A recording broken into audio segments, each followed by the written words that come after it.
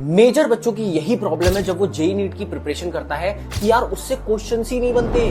भाई जब तुमसे क्वेश्चन नहीं बनेंगे तुम प्रिपरेशन छोड़ने लग जाओगे, तुम्हारा कॉन्फिडेंस गिर जाएगा, स्टडी आवर्स आएंगे ही नहीं, बैकलॉग बनना शुरू हो जाएगा। मतलब समझ रहे हो, ये जो एक प्रॉब्लम है कि क्वेश्चन नहीं बन रहा है, उससे कितनी सारे प्रॉब्लम्स क्रिएट हो रहे हैं। तो क्या ये प्रॉब्लम मेरे लिए बहुत इंपॉर्टेंट है? हाँ। क्या इस प्रॉब्लम को खत्म करना पड़ेगा जल्द से जल्द? हाँ। क्या ये वीडियो आपको फायदेमंद होगी इस प्रॉब्लम को खत्म करने के लिए? बिल्कुल। ध्यान से सुनना मेरे पॉइंट, जो हम इस वीडियो में बताने वाले हैं।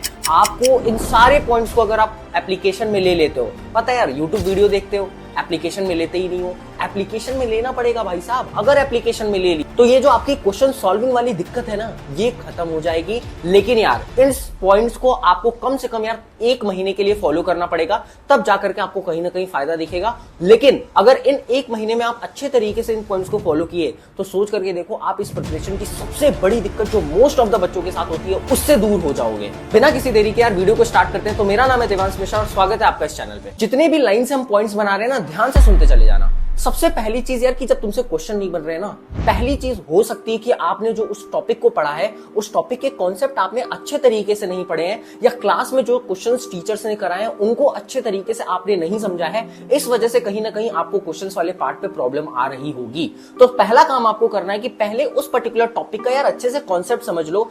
चाहे आप उसके लिए लेक्चर देख सकते हो या फिर अपने नोट्स को रिवाइज कर सकते हो, और जो क्लास में सर लोगों ने सॉल्व एग्जांपल कराए, क्योंकि यार अच्छे टीचर जो सॉल्व एग्जांपल कराते हैं उनके जो लेवल होते हैं काफी अच्छे होते हैं। तो आपको उन सॉल्व एग्जांपल को एक बार देखना है कि क्वेश्चंस को कैसे अप्रोच करना है। सेकंड पॉइंट, अगर आपको लग रहा है कि नहीं यार अभी भी चीजें सही नहीं हो रही हैं, आपसे क्वेश्चन नहीं बन रहे हैं उस पर्टिकुलर टॉपिक के, तो आप क्या करो, कम से कम 20 से 25 सॉल्व एग्जांपल उठाओ और उन सॉल्व एग्जांपल्स के एप्लीकेशन देखो कि सामने वाले ने किस तरीके से क्वेश्चंस को सॉल्व करा है।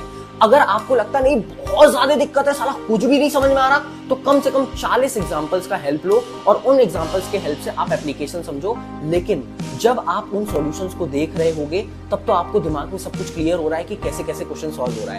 लेकिन 40 एग्जाम्पल या 25 एग्जाम्पल अपने हिसाब से कि नहीं आपको कितना प्रॉब्लम हो रहा है, देखने के बाद एक रेस्ट लो और उसके बाद उन्हीं सॉल्व एग्जाम्पल को जिन सॉल्व एग्जाम्पल को आपने अभी देखा है, उन्हीं सॉल्व एग्जाम्पल के खुद से आंसर लिखो पेन से। मतलब एक बार देखना है और एक बार खुद से सॉल्व करना है, तो आपकी बुद्धि खुलना शुरू हो जाएगी कि नहीं यार कब क्या लगा सकते हैं। और फिर उसके बाद अनसॉल्व क्वेश्चन की तरफ अप्रोच करो। देखना आपकी जो कॉन्फिडेंस लेवल है क्वेश्चंस को सॉल्व करने में, वो थोड़ा ऊपर दिखेगा आपको। और ये चीज आप लगातार परफॉर्म करते हो टॉपिक टू टॉपिक, तो आपकी चीजें इंप्रूव होना शुरू हो जाएंगी। अब ये सब करने के बाद यार आप अनसॉल्व क्वेश्चन पे आराम से बढ़ो और देखना कि आप धीरे धीरे क्वेश्चन को सॉल्व करने लग जाओगे। लेकिन अभी भी अगर आपको फायदा नहीं दिख रहा है, इसका मतलब ये है कि आपने यार अच्छे क्वेश्चंस पे हाथ नहीं लगाया है या फिर आपने अच्छे एग्जाम्पल्स नहीं देखे हैं। तो कोशिश करना कि जो आप क्वेश्चन देख रहे हो, जो आप एग्जाम्पल सॉल्व कर रहे हो या एग्जाम्पल सॉल्व करने के बाद जो आप क्वेश्चन कर रहे हो, वो काफी अच्छे लेवल के सवाल होने चाहिए। अच्छे लेवल के सवाल ये नहीं कि बिल्कुल हिलिए ही ना, मतलब थोड़े से मीडियम टू टफ लेवल के बीच में होना चाहिए, टफ भी नहीं होना चाहिए,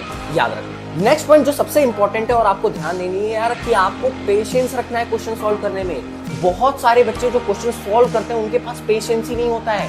क्वेश्चन रीड करते हैं, क्वेश्चन नहीं समझ में आया छोड़ देते हैं। क्वेश्चन रीड करते हैं, 2 लाइन 3 लाइन कुछ सॉल्यूशन की लिखते हैं, जो वैल्यूज गिवन है वो लिखते हैं और छोड़ देते हैं। या कोई मेथड उनके दिमाग में आता है, थोड़ा सा लगाते हैं, उनको लगता है आएगा ही नहीं आंसर, वो छोड़ देते हैं। भाई नहीं, हर पॉसिबल वेज अपने दिमाग में चलाना होता है और हर पॉसिबल वेज लगा करके चेक करना पड़ता है कि मेरा आंसर आ रहा है कि नहीं आ रहा है, तब जाकर के आप कहीं ना कहीं क्वेश्चन सॉल्विंग में परफेक्ट हो पाओगे। इस प्रॉब्लम से जूझते रह जाओगे, इसलिए पेशेंस रख करके और अपने ऊपर विश्वास रख करके पेन घिसो। पेन घिसते घिसते एक टाइम ऐसा आएगा जब बिना पेन घिसे ही आपसे आंसर बनने शुरू हो जाएंगे। लेकिन स्टार्टिंग में पेन घिसना पड़ेगा, हर पॉसिबल वेज लगाने पड़ेंगे और पूरा एफर्ट डालना पड़ेगा। इतनी पॉइंट्स फॉलो करने के बाद कहीं ना कहीं यार आप प्रिपेयर्ड हो क्वेश्चंस को बनाने के लिए। लेकिन क्वेश्चंस को टैकल करने जब जा रहे होते हो ना, तो उस टाइम पे यार कुछ बातों का ध्यान देना होता है। उसके लिए एक छोटा सा रोड मैप हमसे ले लो। तो जब भी सबसे पहले आप क्वेश्चन अप्रोच कर रहे हो, तो सबसे पहले यार आइडेंटिफाई करो कि वो किस टॉपिक का क्वेश्चन है और उस पर्टिकुलर टॉपिक में कौन कौन से फॉर्मूले आपको काम आ सकते हैं। अब उसके बाद आपको क्वेश्चन रीड करते टाइम ध्यान देना है कि क्या क्या वैल्यूज या क्या क्या चीजें गिवन है और उन गिवन वाली वैल्यूज से आप क्या लगा सकते हो, और जो पूछा है उस गिवन वैल्यू से जो पूछा है उस पर आप कैसे पहुंच सकते हो। अब कई बार क्या होता है, क्वेश्चन में ना डायरेक्टली कोई भी चीज नहीं दी होती है। जैसे क्लास 11th के बच्चे अगर देख रहे हो या 12th के बच्चे देख रहे हो, आप जैसे पढ़ते हो कि velocity of boat in still water is 10 kilometre per hour. तो इससे बात समझ में आनी चाहिए कि यार ये VBR की वैल्यू है। अब किसी को पता ही नहीं यार कि नहीं स्टिल वाटर में जो वेलोसिटी दी होती है वो velocity of boat with respect to river होता है, तो वो VBR की वैल्यू कभी लिख ही नहीं पाएगा। तो ये जो लाइंस में छुपी हुई वैल्यूज होती है इनको भी आपको पहचानने आना चाहिए। और ये कैसे होता है, जितना ज्यादा सॉल्व एग्जांपल देखोगे या जितने अच्छे से कॉन्सेप्ट पढ़े रहोगे, क्योंकि हर टीचर ये चीज बताता है पढ़ाता है, तो आपको वो चीज उतनी ज्यादा क्लियर होगी। तो सबसे पहले आपको गिवन पॉइंट्स क्या क्या है क्वेश्चन में वो लिखना है।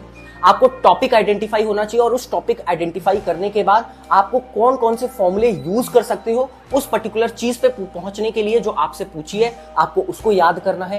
एंड थर्ड चीज कि आप क्वेश्चंस में छुपी हुई गिवन वैल्यूज को भी फाइंड करने आपको आना चाहिए, ये थर्ड पॉइंट आपको ध्यान रखनी है। एंड फोर्थ चीज कि आपका बुद्धि चलना चाहिए कि आप उन गिवन वैल्यूज से इंटरप्रीट करके कैसे अपने आंसर तक पहुंच सकते, और ये प्रैक्टिस के साथ आएगा। इस वीडियो में जितनी बातें बताएं अगर उसको तुम 1 महीने के लिए एप्लीकेशन में ले लोगे ना, तो इस वीडियो के नीचे आकर के कमेंट करना कि आपको इससे फायदा हुआ है कि नहीं हुआ, और हम गारंटी से बोल सकते हैं कि आपको फायदा जरूर होगा। और एक बात याद रखना कि क्वेश्चन सॉल्व करते समय ना आंसर पे या सॉल्यूशन पे ज्यादा विश्वास मत करना, क्योंकि जितना ज्यादा आप सॉल्यूशन में झांकने की आदत डालोगे ना क्वेश्चन सॉल्व करते टाइम, उतना आप पीछे जाते जाओगे और आपसे पेपर में भी क्वेश्चन सॉल्व नहीं होंगे। तो इन सारे पॉइंट्स को ध्यान रख करके अपने क्वेश्चन सॉल्विंग स्किल को इंप्रूव करते जाओ। इस वीडियो को जरूर लाइक कर देना और चैनल को जरूर सब्सक्राइब कर देना, क्योंकि ऐसी वीडियोस लगातार आपको इस चैनल पे देखने को मिलती रहेगी। ध्यान रखना अपना, मिलते हैं नेक्स्ट वीडियो में, बाय।